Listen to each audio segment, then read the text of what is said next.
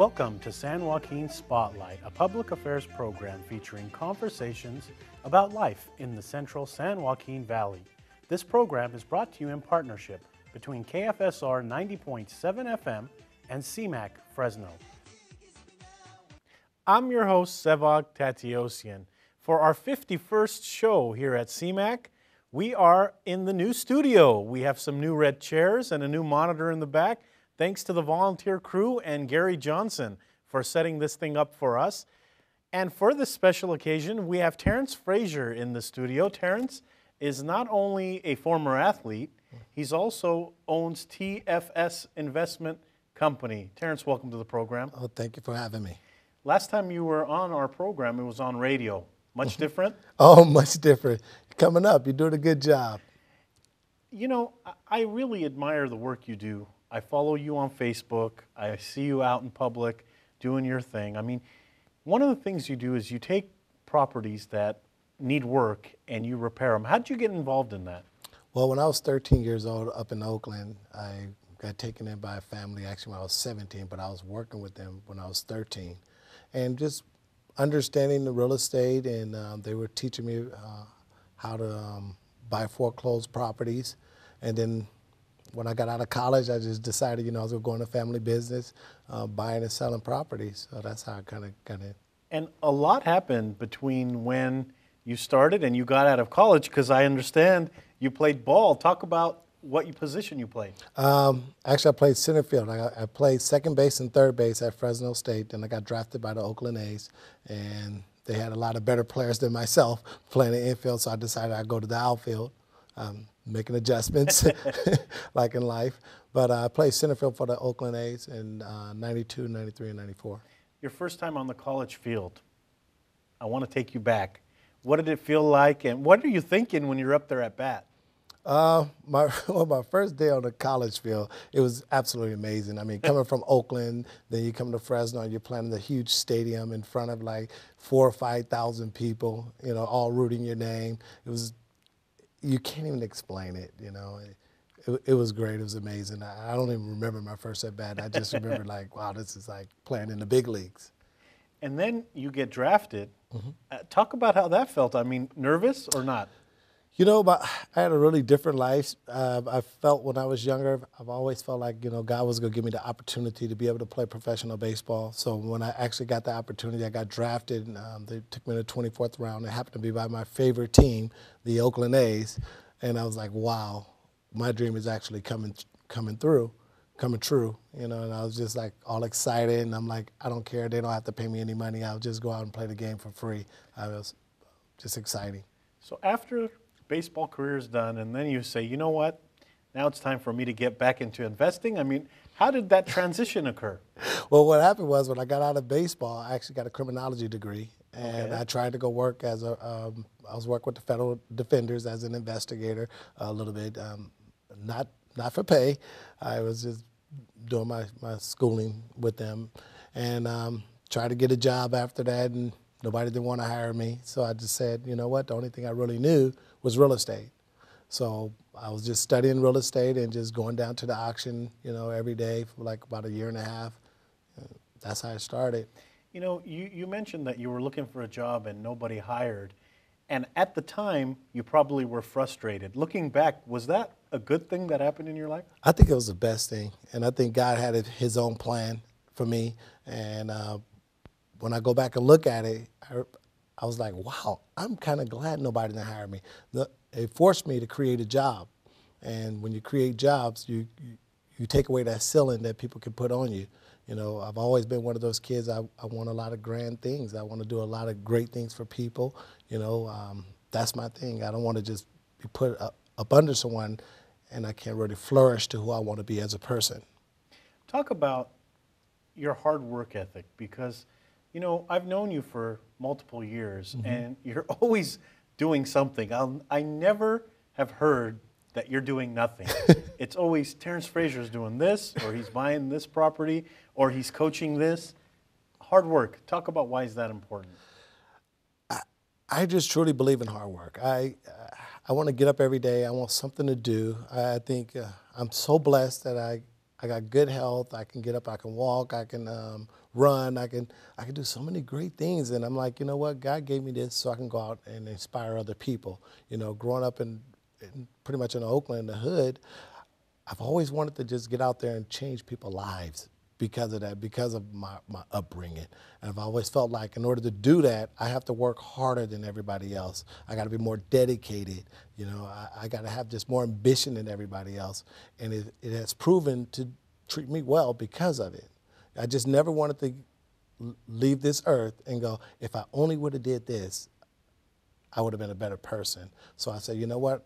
I want to make sure that everybody know I'm going to leave it on the field. I leave it on the field in baseball. I leave it on the field in business, and whatever I'm doing, I just want to go. This is who I am. I'm going to put it all out there. You know, I noticed that you do a lot with the youth. I mean, you coach. Talk about that. I mean, what is it that you're doing it for? And when I was growing up, I saw how hard it was for my mom to support me going out and playing baseball, and when I started making a little money in real estate, I said, you know what, there's other moms that are struggling out there where they want their kids to get into sports, but they can't, you know, because of travel and because of cleats and gloves, or if they're in football because of the equipment. And then you see a lot where kids are getting actually pushed out of the sport due to money. So my whole thing was, if I'm going to be living out in Fresno, I think it's my duty to go back and help those moms and those kids that can't afford to play. So my job was to, you know what, if I got a little extra money, if I got a little extra time, this is my way of giving back. You know, so it probably happened right after I got out of baseball in 1995. I've been running a program called Central Cal Baseball Academy, and it helps the underserved, underprivileged kids, where we just get donations from a lot of my friends every year, you know, and we have never turned a kid down. We always found ways to be able to give them shoes, cleats. We travel with them. If we have to go pick them up on the west side and bring them to the north side, we do that. Whatever we can do, we just get out there and we make it happen. I'm going to play instigator a little bit. Oh, please as do. I always do. Come on, There's people who say, who cares about some of these kids? Who cares about them? That's not my life. My life is as hard as it is already. Why should I care about someone who doesn't have cleats? What's your response? Well, my response to that person is, who are you? What legacy are you leaving if you're not taking care of the people that need you the most? You know, I get joy out of taking care and helping other people. You know, I don't do it just because it's just a thing to do. I do it because I see the look on a kid's face when you give them a pair of cleats. I mean, that means more to me than me going out and buying a pair of cleats for myself. You know, so just the giving and knowing how blessed I'm going to get. And sometimes it's not so much getting the blessed by the materialistic things I get, but it's the things that God put on my heart and say, hey, you did a good job. Do you think there are kids out there right now that don't have the opportunity to go out there and play baseball and show their stuff? I mean, you know, there may be kids out there that no one has discovered that actually are good athletes. There's tons. Perfect example is we had a kid that's out of Singer. He's been in our program since he's been 13 years old, and now he was 17 this last summer, and his name is Luis Ortiz, and he traveled with us, and we took him to Florida, I took him to Minnesota, I took him to Texas for everybody to see him. You know, me and my friends, we donated the money. The kid makes the junior Olympic team. Wow. The USA team, travels to Taiwan. We flew him, we was out there with him too, and he got the MVP. And we do it for kids like that kid. Now that kid is going to be a senior this year, and he's probably going to be top 15 picks in the June draft for Major League Baseball. That's incredible. So this kid from Sanger, poor, nobody knew who he was, and then all you do is, it sounds like you give him that little push, and he shows his stuff. Well, and it's not just the baseball thing, you know. So local people knew who he was, but nobody national, you know. And it's not just we're teaching about baseball. We're teaching about life. I mean, we talk to him about girls. We talk to him about drugs. We talk to him about God. We talk to him about different things, you know. Then we help him with his schoolwork, you know. So it's not just baseball. It's about being a good person. Even if you do make it to the big leagues, you got to be able to take care of the people that took care of you, and that's way more important. We got to be able to pass it forward. All the good things we're doing, our God is providing for us to do, is for us to pass it forward. How can people help you? I mean, in this audience, we get a lot of viewers and listeners that are interested in public affairs, that are interested in what's going on in the community. How can our audience help you? Well, honestly, we've been struggling. We struggle every year, as far as fundraising, getting enough money, because one person, it's too difficult for me to try to take care of 200-something kids, and you have to do that every year. It costs us about $180,000 A year. A year. We don't have a facility. We don't have anywhere to go. We don't have any baseball fields so we have to beg to use other people's baseball fields. You can't go to the same people all the time begging for money, or eventually they stop answering your phone calls. Right. So I go to my buddies one time a year and I say, hey, just help me out one time a year, and then we try to fundraise. We try to throw tournaments, so that way we can get our name out there. But it's very difficult, because you have so many people that need money. So, and I'm one of those people. I feel bad begging, but I know I have to, so I can get the word out, and so I can get help for some of these kids. So I have no problem begging. And people want to help us. I just want them to know none of our money goes to paying for staff. We have one staff person. It's a nonprofit, so we make sure all our money hits the kids. Let's shift gears a little bit. Absolutely, let's go. We're going to show a picture here on the monitor about one of your projects. And, you took an area of town that really people wouldn't go to, and you beautified an apartment complex. So let's show that picture now, and you can start talking about this. What are we looking at? Actually, you're looking at, we call it Fultonia. Fultonia. It's 39-unit apartment complex. That property was horrific. And when we bought that property, we had dead cats, dogs inside there, a lot of meth and cocaine going through there, and I just removed all the tenants out of there, removed the dogs. It was actually a circle driveway, a cement driveway where you could actually drive in there. So I made it green, so that way when people come in there, on the weekends or they're in there, they feel like they're home. They can come out and talk to people. It's been amazing. The people there are really cool. And has the community responded? And the reason I ask is because, sometimes we look at, that's off of like Belmont and Fulton, right? Absolutely. Sometimes people look at that and say, oh, that's a bad neighborhood. Tell us your experience.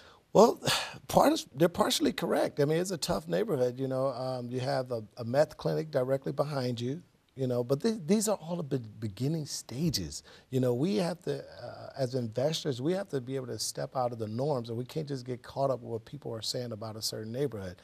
A neighborhood is going to be what it's going to be unless you go in there and beautify it. So my whole point was, I'm gonna come in here, I'm gonna beautify it, and then I'm not gonna stop. I'm gonna take out some houses. There were 2 dilapidated houses across the street. I'm putting another 32 units up there, and once you start doing that, like the neighbor next to me, once they saw us fixing up that apartment complex, he started fixing his, and then the guy started painting his building. But it got to start with somebody that's believing and having the faith to go in there and just make it happen. So it is true when they say one property getting beautified, getting work done can cause a domino effect. Absolutely, and that's the thing. That's how you change people's lives. Lives are changed the same way as you change houses. You fix a house, somebody fix their house. The same thing. If you change your life, your friend may change his. So it's all about that. It's not just about us just doing one thing for ourselves. We got to do for others. And we wanted to show the audience some of the projects that you have done, the before and after. So on the screen now, what we're going to do is show this. What is this? Woo! That house was stripped. They went in there, stole all the copper wires. They kicked in all the doors. This is a house that's on Clinton. A nice neighborhood, but it backs up to an alley. It cost me a lot of money to fix that property, but I saw the foundation was there, and the bones were there. So I said, you know what, we can make this happen. We can clean it up and make it a nice house. And so now let's show the after picture to our audience members. Is this the same house? That's the same house. That's the same house. Just a little help. Put a little love in it.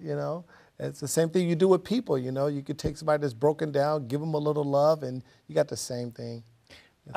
Where do you start with something like that? Let's say that you bought this house, like this house on Clinton that you were talking about, a mess. Mm-hmm. Where do you start with something like that? Well, first of all, you don't just go buy a house just because it's a mess. So I want to be honest with you too. You have to go and find a house that actually makes money sense also. So you have to make sure you're buying it at the right price.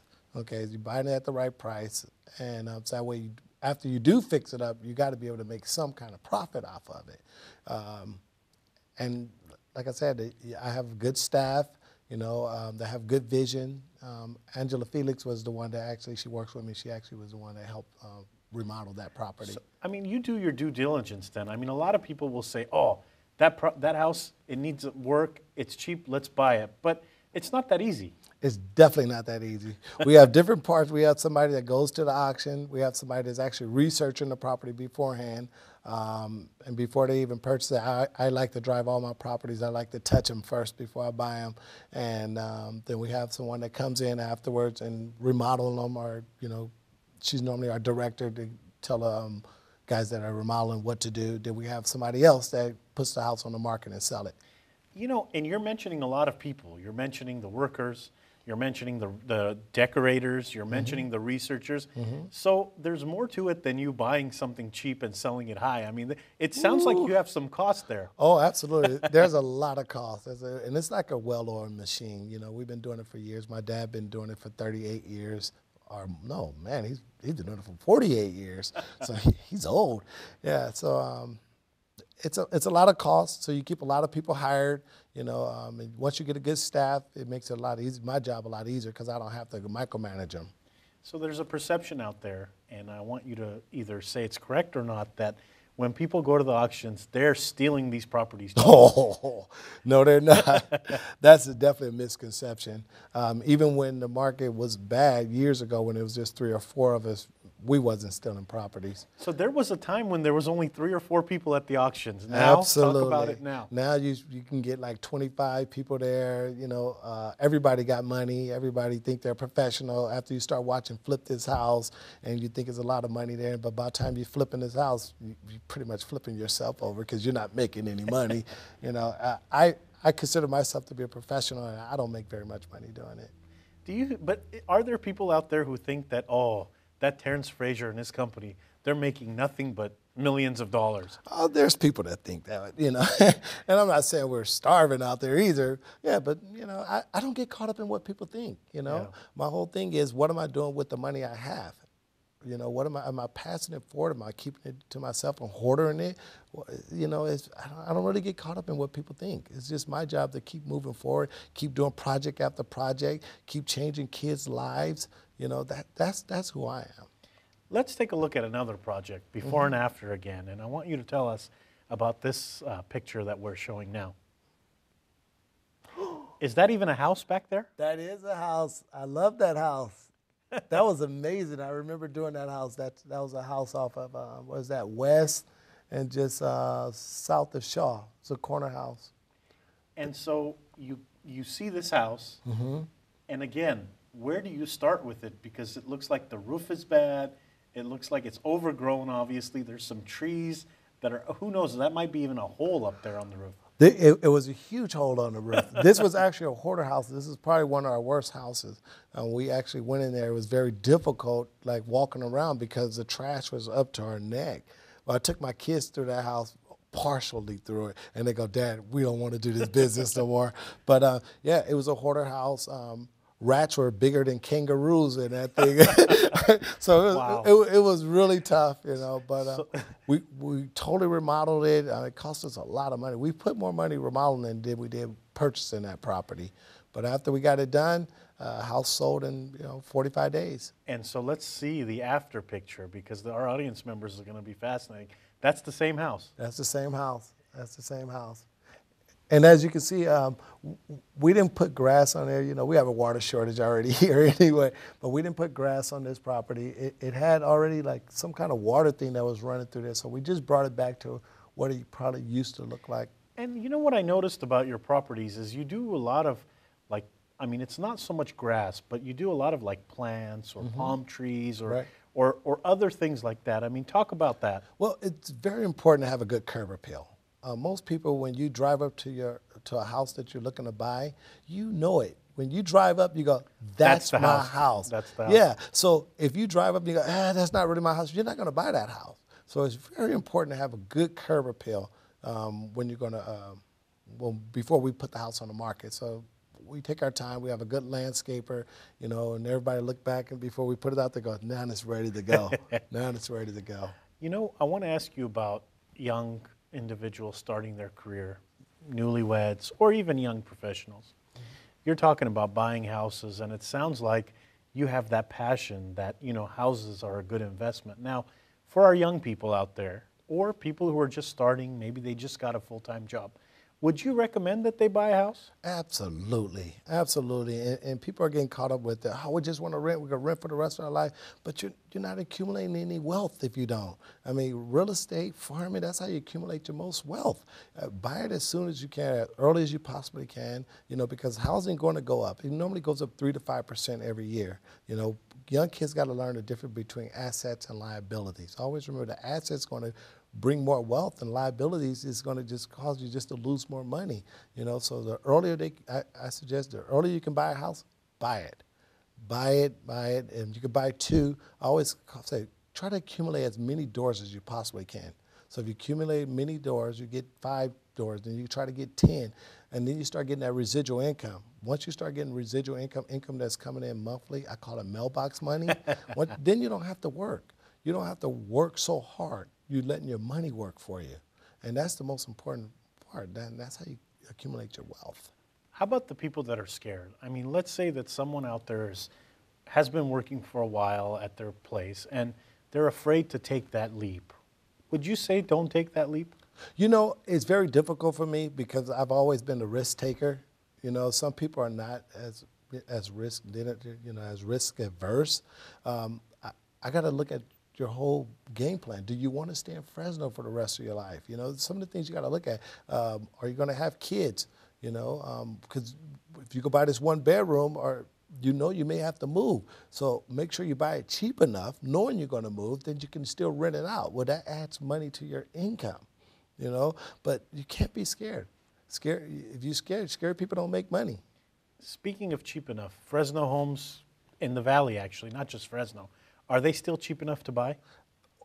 That's a tough question. I would say absolutely, because I'm from the Bay Area. When homes, just your average homes is $400,000 that's in the hood. You know, that's the same thing with LA. Our homes are affordable here, you know, and I say you got to do it right now. You got to start doing it within the next 2 to 3 years. We have a great mayor. She's bringing all the, she's helping out with a lot of the infield stuff. She's going to be improving our downtown. You know, we have a lot of federal funded money that's going to be coming to our city that's going to help bring more jobs here. And with that, it's going to cause prices of homes to start going up in value. So absolutely, if you can start accumulating houses right now, I still think it's a great thing to do. Why do you stay active in the politics? Not even politics, but why do you stay active in the current affairs? I mean, I've seen you around City Hall. I've seen you around different places. I mean, you're always out there. Why do you stay active in that stuff? Well, it's my passion. So I'm definitely not a political person, but if I see something that's not right, I feel like I have to be the voice of the people.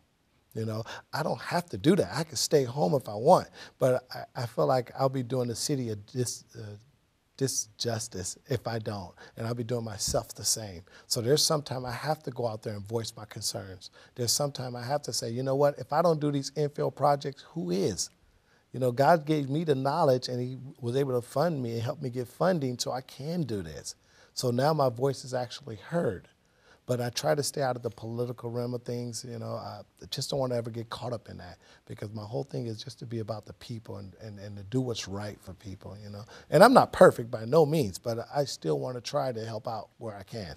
And, you know, we've been talking about all the pluses and the properties are cheap and the beautification and stuff, but there's a lot of risk that comes with purchasing properties, right? Absolutely. I try to buy a lot of properties because I know I'm going to lose on a lot. So I want to make sure I balance it out, you know.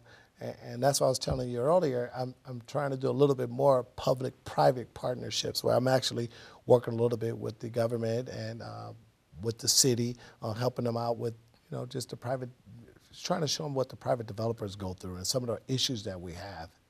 How can people get in touch with you? I mean, let's say they want to get your advice on stuff. I mean, it sounds like you like mentoring out there. How can they get involved in your baseball program? Well, Central Cal Baseball Academy or ccbaseballacademy.com, or they can go to ccbaseballacademy at gmail.com, or just call us. Our number is 559-800-0512. We would love to help. We need the help. So it's not a want, it's a need. And I'll tell you why. Not only, like I said, it's not only the baseball, but what we're starting to find out a lot is some of our younger kids are getting caught up with drugs, and they get caught up with the alcohol and now the pills, and some of their parents don't know about it. I'm not saying this is just for our team, but these are for these kids just out there, you know, and I have no problem mentoring to them and telling them, hey, this is the road you're doing. This is the road you're leading yourself to, so you have to stop. And lastly, we're running out of time, so you have a few seconds. Okay. You have a few seconds. If you had a magic wand, what would you wish for? If I had a magic wand, I would wish that all kids that are athletes can play all their sports they love for free, and just go out there and just have fun. Terance, thank you so much for coming on the program this week. Hey, thank you for having me. This was wonderful. That's all for this edition of San Joaquin Spotlight. To our listeners on 90.7 FM KFSR Fresno, and our viewers on CMAC, AT&T, and Comcast, thank you for tuning in this week. And again, we couldn't do this without the volunteer crew and the volunteer staff that make this program each week happen. Thank you to our remodeling of the studio and to our new setup. Tune in next week for a new edition.